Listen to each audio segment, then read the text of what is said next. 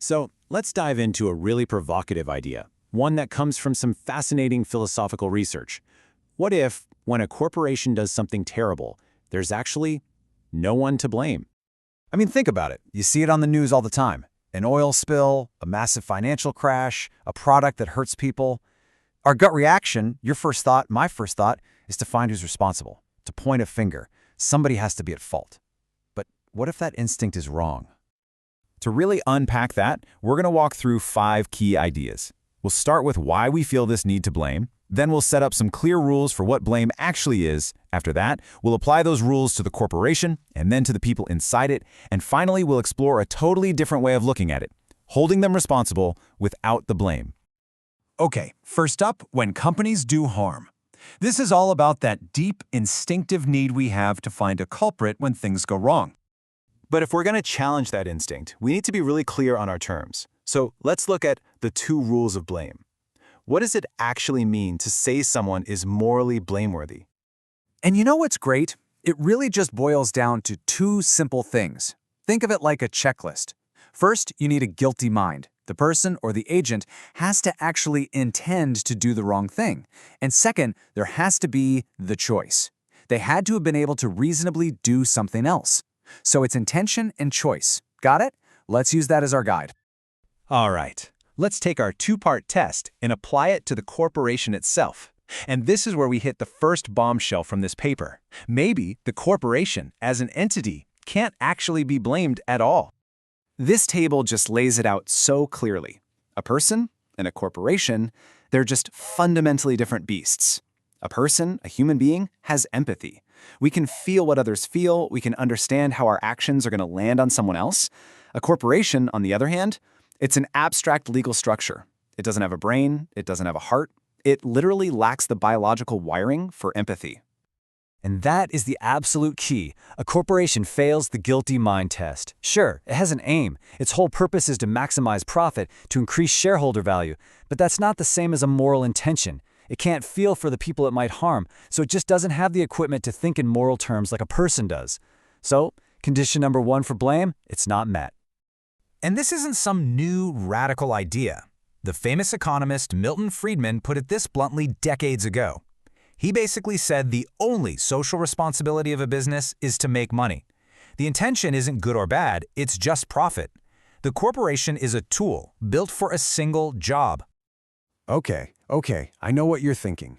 Fine, the corporation is just a piece of paper, but what about the people? The CEO, the board, the managers who made the calls? Surely they're to blame, right? Well, this is where the argument gets even wilder. Now, the argument is not that people are never to blame for anything. Of course not. But it says that when people are acting inside their specific corporate roles, as part of the machine, pointing the finger at them as individuals runs into some really old, really powerful philosophical problems. The first hurdle is called the Rawlsian challenge. The idea is that your character, how ambitious you are, how you handle risk, your work ethic, is shaped way more by luck than we like to admit.